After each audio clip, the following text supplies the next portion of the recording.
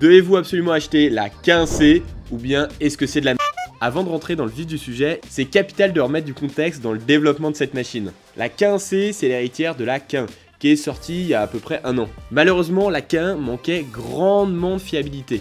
Et si vous suivez cette chaîne, vous savez que pour moi, une des qualités qui est sûrement la plus importante pour une imprimante 3D, c'est justement sa fiabilité. Et on a même des impressions 3D qui se sont arrêtées en pleine nuit, motif, erreur inconnue. On va pas se mentir, la K1 c'était un peu la réponse en panique de Creality au boom de bambou sur le marché des imprimantes 3D pour particuliers. On aurait dit que l'équipe marketing en sueur avait fait du forcing pour sortir coûte que coûte cette machine qui avait pourtant de nombreux bugs qui n'étaient pas encore fixés. Tout ça évidemment pour éviter un effondrement des ventes de la marque, en prenant par la même occasion le risque sur le long terme d'impacter l'image de marque de Creality en proposant des machines peu fiables. Cette stratégie très risquée a été plutôt concluante parce que la K1 c'est plutôt bien vendu. D'ailleurs à la nouvelle école, la K1 elle nous a bien aidé parce qu'on a formé pas mal d'élèves qui avaient justement des soucis sur cette machine. Et donc un an après cette stratégie à haut risque, Creality a bossé dur et revient à l'attaque avec la K1C. Et cette fois sa promesse c'est de corriger les bugs de son prédécesseur. Il faut bien être conscient que si la K1C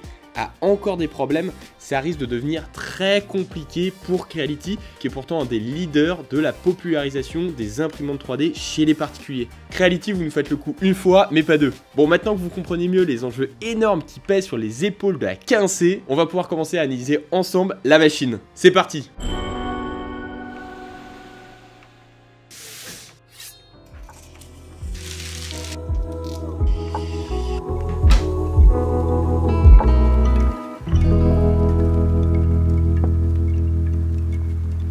S'il y a bien un truc qu'on peut retenir sur la K1C, c'est son côté assez esthétique. C'est d'ailleurs la même chose pour la K1. Elle se la raconte et honnêtement, elle a le droit de le faire. Trop beau. Trop beau, trop merveilleux.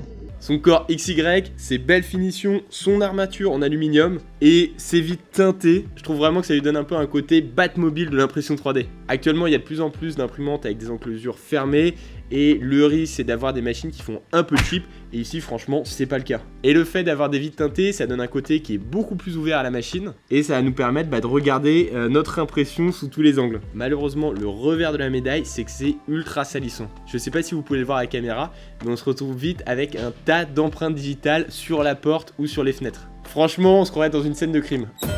Je me permets de couper la vidéo ici pour vous dire que si vous appréciez notre travail, abonnez-vous, commentez et partagez cette vidéo, ça nous aide énormément à nous développer. Maintenant, si on aborde le côté calibration, la machine est plutôt rapide, 5 minutes. Et c'est également très simple à faire. La calibration est vraiment pensée pour pas se prendre la tête. Idéal si vous débutez. Bon, globalement, sur tous ces points-là, vous pouvez me rétorquer que globalement, il n'y a pas grand-chose de nouveau par rapport à la K1. Oui, mais non, parce que va quand même falloir justifier la différence de prix, parce que cette machine-là, elle est quand même 100 € plus chère que la K1. Donc si je devais retenir actuellement 3 améliorations, ça serait une caméra qui intègre l'IA avec une détection d'erreur. Donc c'est assez prometteur, mais encore faut-il que ça marche. Numéro 2, elle intègre un filtre à charbon actif pour nous protéger des particules toxiques. C'est donc très pratique pour ne pas réduire son espérance de vie. Et numéro 3, on a une buse de meilleure qualité qui va nous permettre d'imprimer une plus grande variété de matériaux, notamment les matériaux abrasifs. Et ça, c'est la classe. Et pour l'installation de la machine, les néophytes seront contents.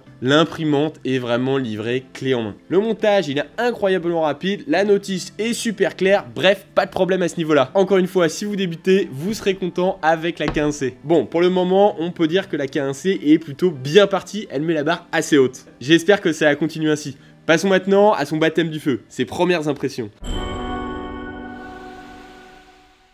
16 minutes, c'est le temps qu'on a pris pour imprimer ce Benchy, ce qui est plutôt bien pour les standards actuels des imprimantes 3D. On voit un peu de sous-extrusion sur les couches supérieures de notre petit Benchy et on a un peu de décalage de couches sur les côtés et un peu de ghosting sur la proue. Par contre, les ponts sont pas top et ça n'annonce généralement rien de bon pour le test de torture. Si je devais lui donner une note, je lui mettrais un 6 sur 10. Dans ces cas-là, le mieux, ça va être de se référer au test de torture. C'est vraiment top parce que ça va nous permettre de tester toutes les formes que l'imprimante sera amenée à imprimer. Des ponts, des tours, des angles, bref, la totale. Bon, que dire de tout ça? Au niveau des overhangs, on voit qu'un léger affaissement commence à apparaître à partir des 15 degrés. Ça signifie tout simplement que cette machine, elle va pouvoir imprimer du PLA sans support jusqu'à 15 degrés, ce qui est supérieur au standard actuel parce que maintenant on est plutôt aux alentours des 20 degrés et il y a encore quelques années de ça avec des antiques Creality Under 3 on était plutôt à 45 degrés. Donc vraiment il y a de la progression. Niveau précision, les écritures elles sont ok. Mais il faut pas aller chercher le détail avec cette machine, vous risquez d'être déçu. Ensuite avec les tests des petits rondins, qui nous permettent de tester le jeu minimum, on peut s'apercevoir que ça commence à bouger à partir de 0,3 mm. Les ponts sont corrects sur les courtes et moyennes distances, mais on commence à avoir des gros signes de faiblesse quand on est sur des ponts plus importants. La tour elle est bien réussie, et les pointes souffrent d'un léger décalage de couche. Donc ce torture test, il est pas catastrophique, loin de là, mais disons qu'il pêche un peu par sa précision. C'est pas vraiment le point fort de cette imprimante. Et d'ailleurs c'est relativement normal parce que c'est pas la promesse de cette machine. Sa promesse, elle, c'est sa vitesse par rapport à sa gamme de prix. Et évidemment, qui dit grande vitesse signifie généralement perte de précision. Pour la précision, je vais rester vraiment très indulgent. Mais par contre, je serai beaucoup moins pour sa vitesse. C'est à mon sens le test le plus déterminant. Et il y a deux raisons à ça. Déjà, s'il y a bien un critère qui va pouvoir redonner ses lettres de noblesse à la dynastie K1, c'est sa vitesse. Parce que pour la K1 originelle, on s'était clairement foutu de nous. C'est de la merde. Et deuxièmement, sa vitesse annoncée, c'est 600 mm/s. Et si c'est vraiment le cas, ça ferait d'elle une imprimante plus rapide que la X1 Carbone pour 700 € de moins. C'est vraiment énorme. Pour tester la vitesse, comme d'hab, on a imprimé une pièce au départ avec 200 mm/s et on l'a ensuite accéléré pour atteindre 600 mm/s. Vous avez donc le résultat, et il faut dire que la machine, elle en a plutôt dans le ventre. Entre 200 et 400 mm, aucun problème à signaler, c'était vraiment top. Mais bon, on va pas non plus sauter de joie, disons que c'est la vitesse de croisière pour ce type de modèle. Et quand on dépasse les 500 mm/s, là, c'est carrément la déculottée. J'ai l'impression que Creality, c'est un peu cet ami qui nous dit qu'il va pouvoir courir le marathon en moins de 2 heures, mais qu'oublie de préciser que pour y arriver, il va devoir faire du hors-piste. Et pour ceux qui n'auraient pas compris, le hors-piste, c'est tout simplement le décalage de couche. Bon, pour être plus sérieux et totalement objectif, faut dire que je peux pas m'empêcher de penser à tous ces printers qui vont vouloir acheter cette machine en se disant qu'ils vont pouvoir imprimer à 600 mm/s et qui risquent d'être très déçus en voyant les vraies performances de la machine. Mais bon, le marché finalement il s'adapte à la demande du consommateur et j'ai comme l'impression que cette demande elle est très laxiste. Donc je commence à plus trop savoir qui je dois blâmer entre le fabricant qui affiche à chaque fois des vitesses mensongères ou les consommateurs qui acceptent tout ça sans broncher. Mais bref, la vitesse de la K1C reste quand même impressionnante vu son prix. Car malgré tout, imprimer jusqu'à 500 mm/s plutôt correctement, c'est déjà mieux que la X1 Carbone, qui officiellement, elle, imprime jusqu'à 500 mm/s, mais dans les faits, on dépasse rarement les 400-430.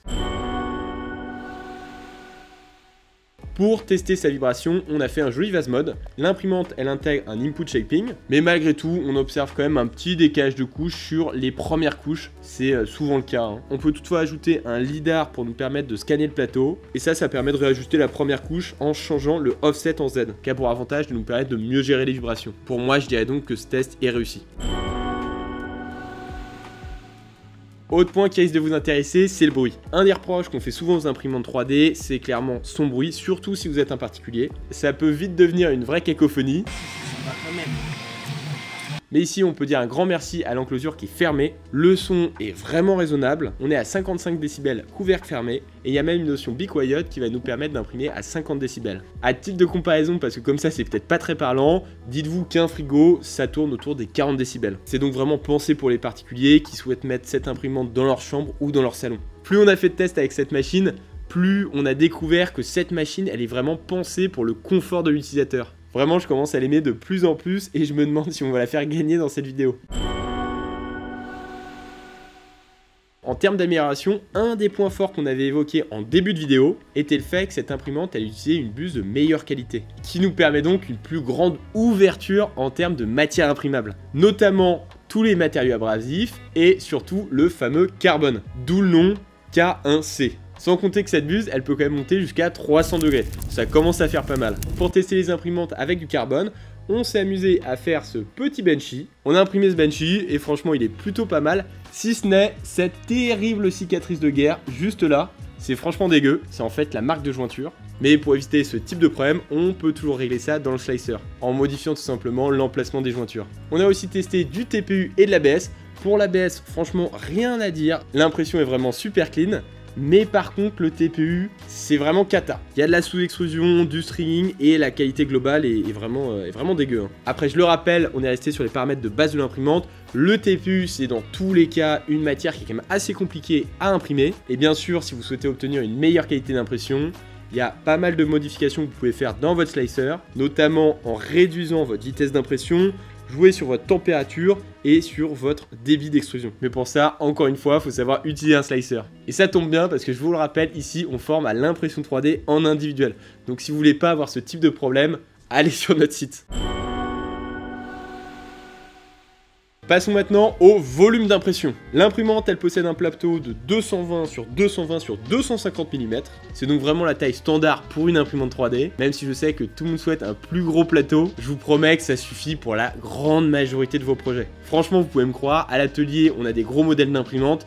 Et finalement, on s'en sert quand même assez rarement. Pour tester ses limites, on a donc décidé d'imprimer un Spider-Man. On a donc décidé de lancer l'impression durant la nuit. Et le matin, catastrophe. On s'est retrouvé avec ce problème qu'on appelle un extruder blob. C'est vraiment un souci qui va vous arriver au moins une fois dans votre vie de printer. Donc, ça mérite que je m'attarde un petit peu sur ce problème. Ce souci, il est dû à un défaut d'adhérence de votre pièce. Le matériau, il va ensuite boucher toute la tête de l'imprimante en rendant votre machine hors service par la même occasion. C'est justement pour éviter ce type de problème que la K1C avait intégré une IA qui est censée surveiller l'impression pour pas en arriver là. Mais visiblement, l'intelligence artificielle de la K1C est plus artificielle que intelligente. On a donc contacté le service client et une fois n'est pas coutume, ils ont été super réceptifs et ils nous ont envoyé la buse de rechange 15 jours après. C'est cool si vous êtes bricoleur, mais ça peut être un petit peu compliqué si c'est pas votre truc. Et dans ce cas-là, je vous conseille de directement renvoyer l'imprimante. On a donc pu relancer notre impression et on se retrouve avec notre super petit Spider-Man. Franchement, le résultat est plutôt clean, même si évidemment hein, c'est du monocouleur, ça vous l'avez vu. Sachant que c'est pas la pièce la plus simple à imprimer parce que les petites toiles de Spider-Man obligent la buse à faire pas mal de mouvements. Et malgré tout ça, franchement, le résultat est sympa. Et en termes de timing, avec les paramètres de base de la machine, ça nous a pris 12 heures. Sachant que ça peut être évidemment optimisé sur le slicer.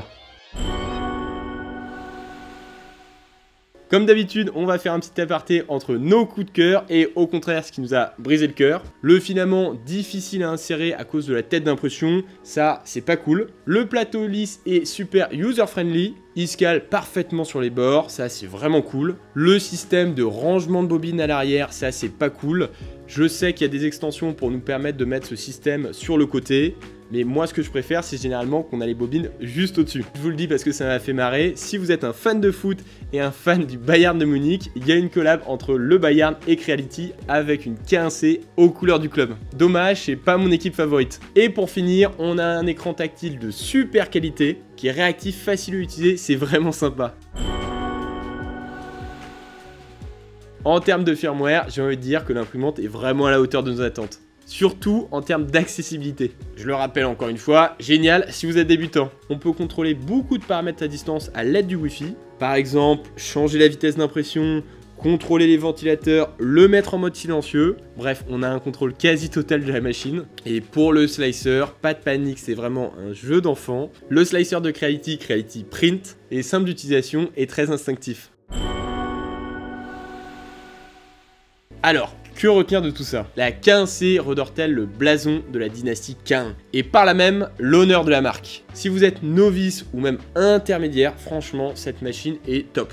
Tout est fait pour être facile d'utilisation, tout est très optimisé, l'écran est très simplifié, plug and play, gestion du bruit, esthétique, bref. Maintenant, pourquoi je ne le recommande pas à des profils plus avancés, me diriez-vous? Eh bien parce que vous risquez quand même d'être déçu par la précision de la machine. Évidemment, 300 degrés d'impression, c'est pas mal, mais ça reste insuffisant si vous commencez à utiliser des matières vraiment pro. Mais je tiens quand même à vous rappeler qu'on parle quand même d'une machine à 600 €. C'est donc normal. On peut pas avoir le beurre et l'argent du beurre. Bon, comme on l'a vraiment apprécié et qu'on a des petits projets en tête avec cette machine, on la garde. Mais par contre, le gagnant de la dernière vidéo, la Q1 Pro, s'affiche juste en bas.